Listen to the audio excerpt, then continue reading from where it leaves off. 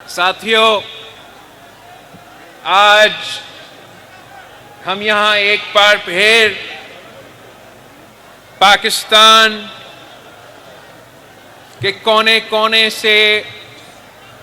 پاکستان کے عوام نے غریب خدا بخش میں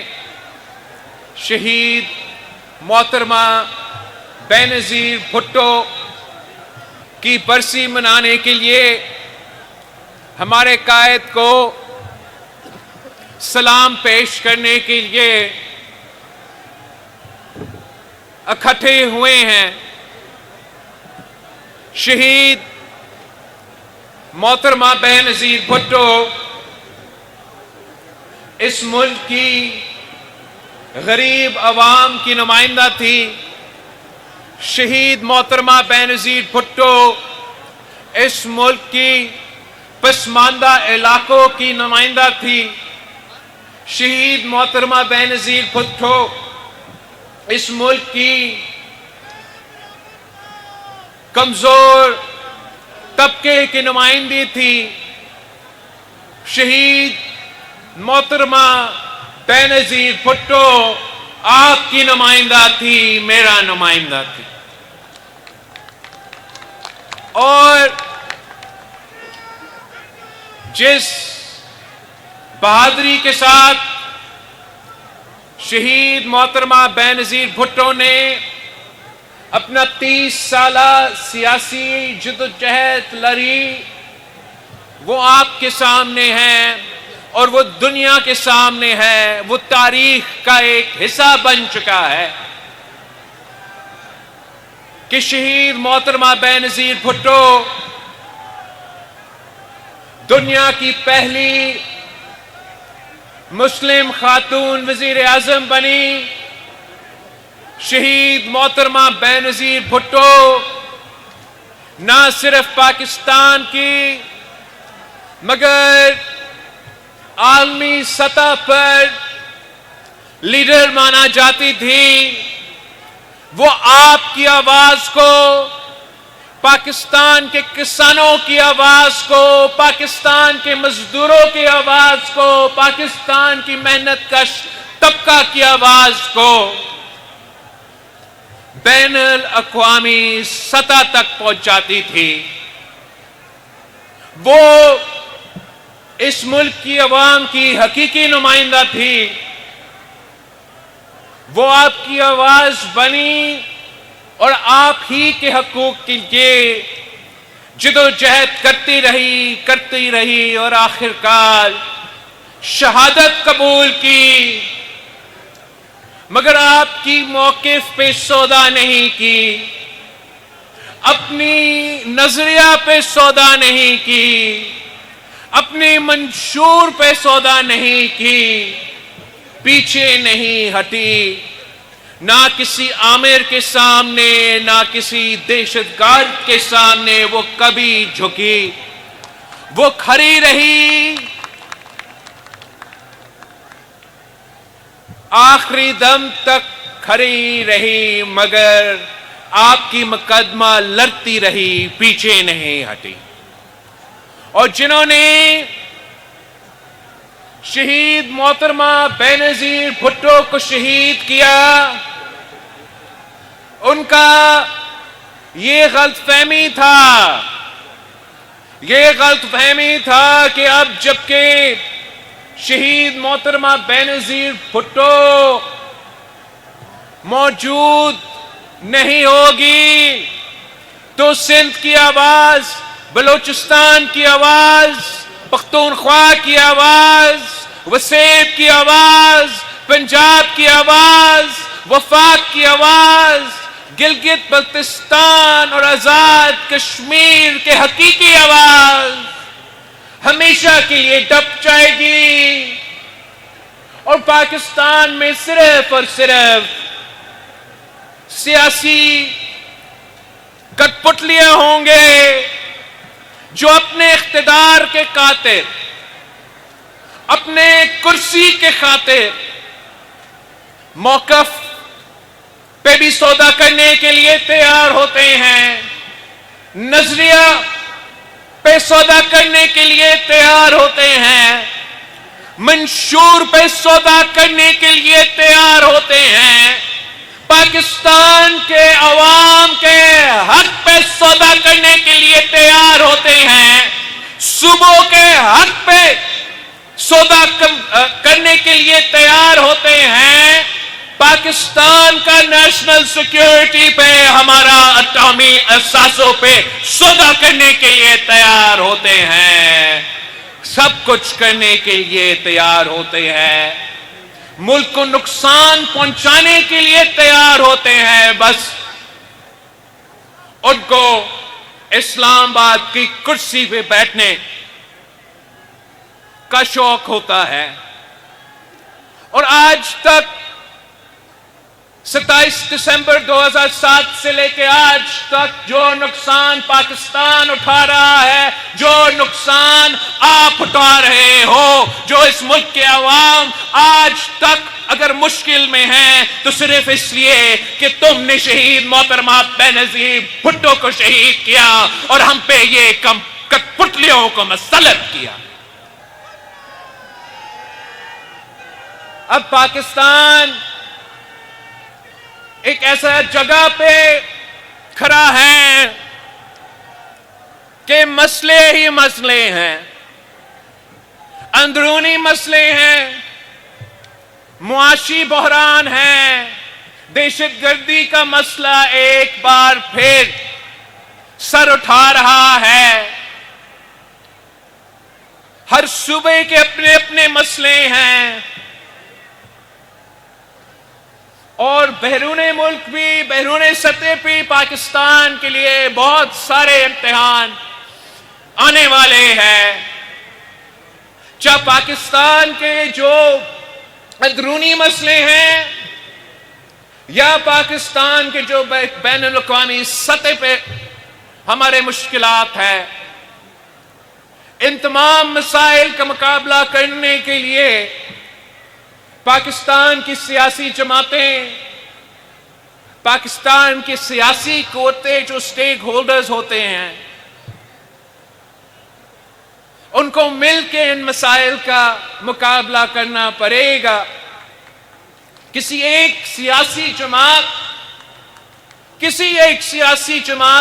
کے پاس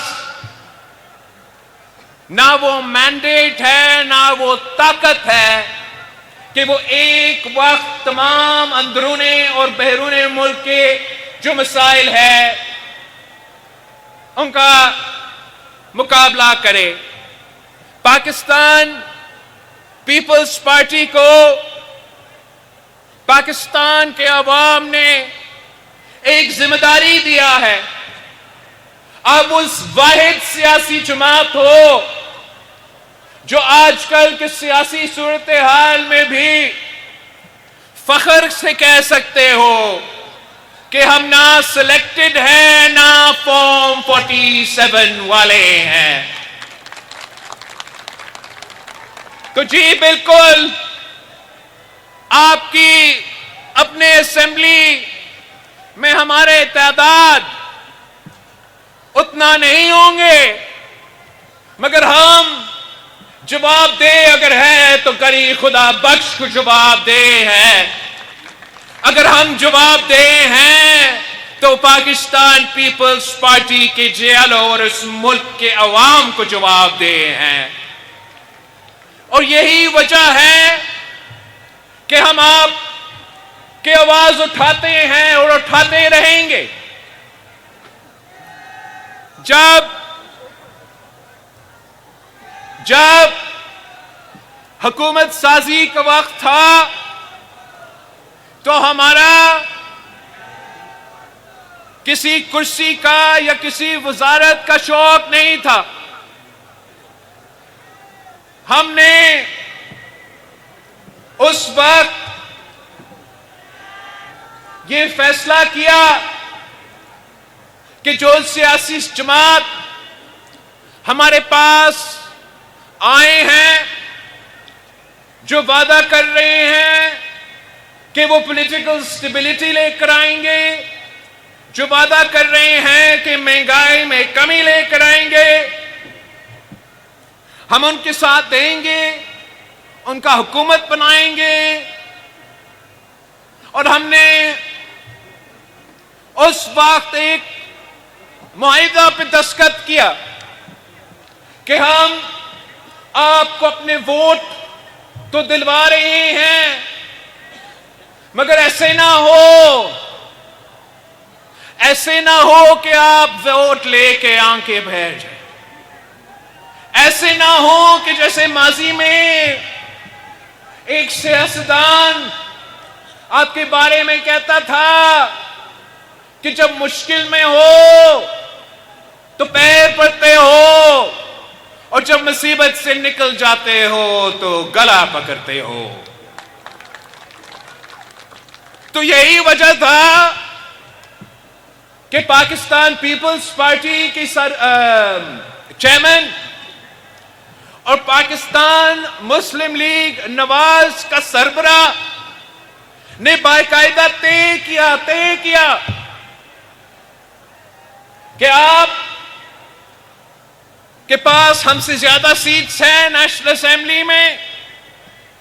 اب بھلے حکومت بنائیں، ہم آپ سے ایک وزارت بھی نہیں لیں گے، آپ کو پورا اختیار ہے، حکومت چلائے، ذمہ داری اپنائے اور پاکستان کے عوام کا مسائل حل کرے۔ یہ طے ہوا تھا کہ جبکہ ہم حکومت میں نہیں ہیں، پاکستان کی پی ایس ڈی پی چاروں صوبوں کی ڈیولپمنٹ کے جو وفاق کے منصوبے ہوتے ہیں، ہم مل کے کنسنسس کی بنیاد پہ یہ بنائیں گے تاکہ ہم انشور کر سکیں کہ پاکستان کے جو پسماندہ علاقے ہیں جن کو ہر مسلم لیگ کی حکومت میں ستولہ سلوک کا سامنا کرنا پڑا، چاہے وہ بلوچستان ہو، چاہے وہ سندھ ہو، چاہے وہ پختونخوا ہو، چاہے وہ ہمارا وسیم ہو، ہم نے ان رائٹنگ لکھوایا کہ پی ایس ڈی پی ہم مل کے بنائیں گے۔ ہمیں معلوم تھا کہ بلوچستان اور سندھ اور جنوبی پنجاب اور جنوبی پختونخوا سب سے زیادہ متاثر تھے پچھلے سیلاب سے، تو یہی وجہ تھا کہ ہم نے اپنے معاہدہ میں باقاعدہ لکھوایا تھا کہ سب سے پہلے ترجیح یہ ہے کہ جن لوگوں کو اس سیلاب میں نقصان ہوا ان کا ضروریات ہم پورا کریں گے۔ ہم نے اپنے لیے کوئی وزارت نہیں مانگا، صرف اپنے عوام کا حق مانگا ہے، اور آج مجھے آپ کو افسوس کے ساتھ کہنا پڑ رہا ہے کہ ابھی تک اس ڈاکیومنٹ پہ عمل درآمد کرنے کے لیے ہم ناکام رہے ہیں، اور میرے لیے اپنے ممبران کو بار بار مجبور کرنا کہ اسمبلی پہنچے، کورم پورا کرے،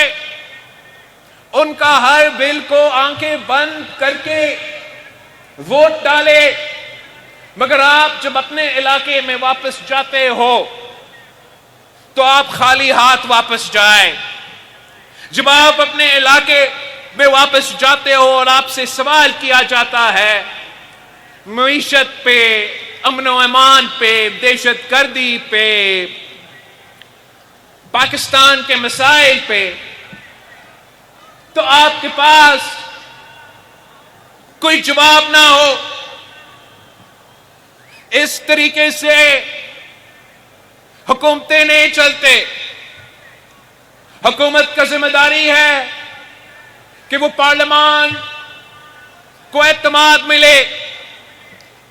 اور ہر مسئلہ کا حل پارلیمان سے اتفاق پیدا کر کے منظور کرے۔ اگر ہم اسی طریقے سے چلتے ہیں تو میں پر امید ہوں کہ انشاءاللہ تعالی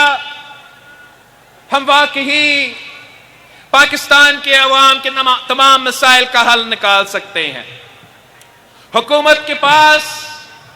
یک طرفہ فیصلے کرنے کا مینڈیٹ موجود نہیں ہے۔ پارلیمان میں حکومت کا یک طرفہ فیصلے کرنے کا مینڈیٹ موجود نہیں ہے۔ حکومت کے پاس اگر کوئی مینڈیٹ ہے تو وہ اجتماعی فیصلے کنسنسس پہ مبنی فیصلے کا مینڈیٹ ہے اس حکومت کے پاس۔ اور میں حکومت کو یہی تجویز دیتا ہوں اور صدر پاکستان سے اپیل کرتا ہوں کہ بطور صدر پاکستان اور وفاق کا نمائندہ کہ حکومت کو یہ تجویز دیا جائے کہ جو فیصلے اتفاقی رائے سے لیے جاتے ہیں وہ طاقتور فیصلے ہوتے ہیں، وہ مسائل کے اصل حل نکالتے ہیں۔ صدر زرداری نے پہلے یہ تاریخ رقم کیا تھا کہ 5 سال حکومت جب پہلی بار مکمل ہوا تاریخ میں، تو صدر زرداری کا یہ سیاسی کارنامہ تھا،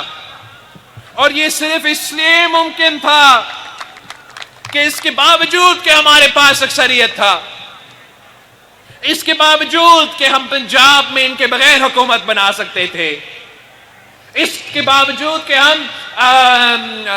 پختونخوا میں اپنا ہی وزیر اعلیٰ بنا سکتے تھے، پورا ملک میں صدر زرداری نے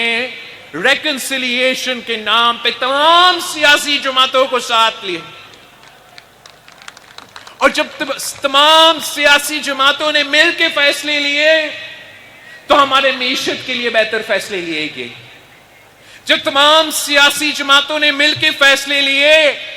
تو تاریخ میں پہلی بار آپ کو NFC ایوارڈ ملا، صوبے کے حقوق ملے، اور 18ویں ترمیم کی صورت میں 1973 کی کانسٹیٹیوشن پاس ہوا۔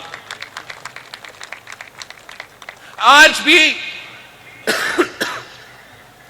اگر ہم نے دہشت گردی کا ایک بار پھر مقابلہ کرنا ہے، اگر ہم نے ہمارا زراعت کو، ہمارا ٹیکنالوجی سیکٹر کو معاشی قتل سے بچانا ہے، اگر ہم نے سیاسی سٹیبلٹی قائم کرنا ہے تاکہ ہم بین الاقوامی سازشوں کا مقابلہ کر سکے، تو تمام فیصلے اتفاق رائے سے لینے پڑیں گے۔ اس وقت جو لوور ریپیرین ہیں ان کا حکومت کے جو کنالز کا پالیسی ہے اس پہ سخت اعتراض ہے، یہ بھی یک طرفہ فیصلہ ہے، ہمارا معاہدہ کی خلاف ورزی ہے۔ اس کے ساتھ ساتھ کچھ ایسے فیصلے جو معیشت کے حوالے سے ہیں، کچھ ایسے فیصلے جو قانون سازی کے حوالے سے ہیں، ان تمام ایشوز پہ انشاءاللہ تعالی پاکستان پیپلز پارٹی کا کوشش یہی رہے گی کہ ہم آپ کا نمائندگی کرتے ہوئے جتنا سیاسی سپیس موجود ہے اسی سیاسی سپیس میں آپ کا حقوق کا تحفظ کریں اور پاکستان کے مسائل کا حل نکالے۔ میں آخر جو بین الاقوامی سازش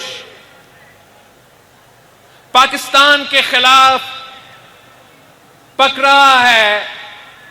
جس کا مقابلہ کرنے کے لیے ہمیں ایک ہونا پڑے گا، سیاست کو ایک طرف رکھ کے پاکستان کا اور پاکستان کا دفاع کا سوچنا پڑے گا۔ آپ کو معلوم ہے کہ قائد عوام شہید ذوالفقار علی بھٹو پاکستان کا اٹامک طاقت کی بانی ہیں، اور آپ کو یہ بھی معلوم ہے کہ قائد عوام کو تختے دار پہ پہنچانے میں ایک جو سب سے بڑا جرم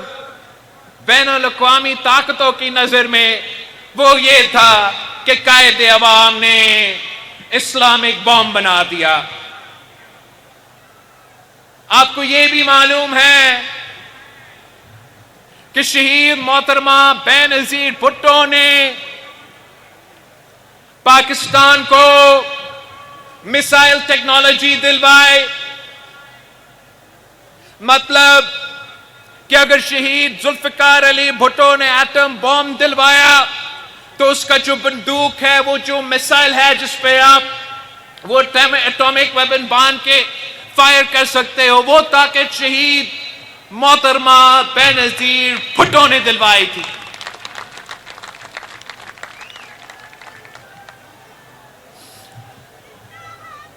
آج کل پاکستان کے مخالف شہید ذوالفقار علی بھٹو کے ایٹامک بم کا تحفہ اور شہید محترمہ بے نظیر بھٹو کی دیا ہوا میسائل ٹیکنالوجی کا تحفہ، یہ ان کو مالی آنکھ سے دیکھ رہے ہیں۔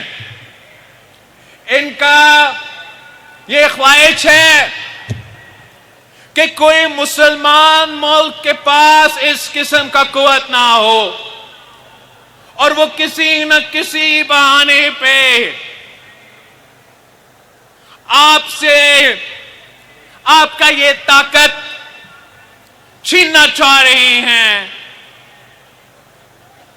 حال ہی میں امریکہ نے شہید بی بی کی دیے ہوئے میسائلز پہ سینکشنز لگوائے ہیں، تو میں پاکستان پیپلز پارٹی کی طرف سے پورا پاکستان کو اور پوری دنیا کو بتانا چاہ رہا ہوں کہ پاکستان پیپلز پارٹی جب تک موجود ہے، ہم نہ اپنا ایٹامک طاقت پہ سودا کرنے دیں گے اور نہ ہی شہید بی بی کی میسائل پروگرام پہ۔ آپ دیکھ رہے ہوں گے کہ مختلف ممالک مختلف بیان دے رہے ہیں ہمارے اندرونی سیاست کے اوپر، اور آپ کو معلوم ہونا چاہیے کہ یہ سب کچھ بہانہ ہے، یہ سب کچھ بہانہ ہے۔ کسی کو کوئی فکر نہیں ہے پاکستان کی جمہوریت کے بارے میں، پاکستان کی انسانی حقوق کے بارے میں، پاکستان میں کسی قیدی کے بارے میں۔ وہ تو عمران صرف بہانہ ہے، نشانہ پاکستان کا ایٹامک پروگرام ہے، نشانہ پاکستان کا میسائل ٹیکنالوجی ہے۔ اور اب میں واضح کرنا چاہ رہا ہوں کہ پاکستان تحریک انصاف کے بانی کو کلیریفائی کرنا چاہیے کہ کیا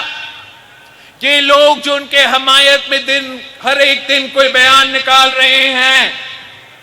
کیا یہ وہی لوگ نہیں ہیں جو پاکستان کی ایٹامک پروگرام کے خلاف ہے؟ کیا یہ وہی لوگ نہیں ہیں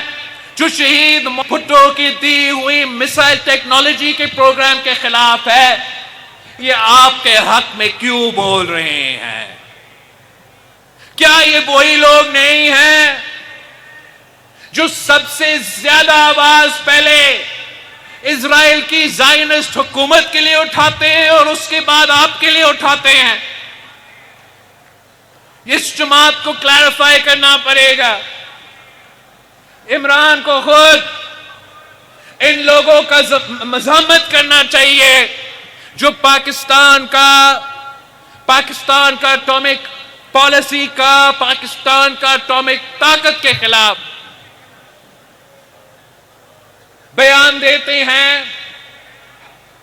اگر وہی لوگ آپ کو سپورٹ کر رہے ہیں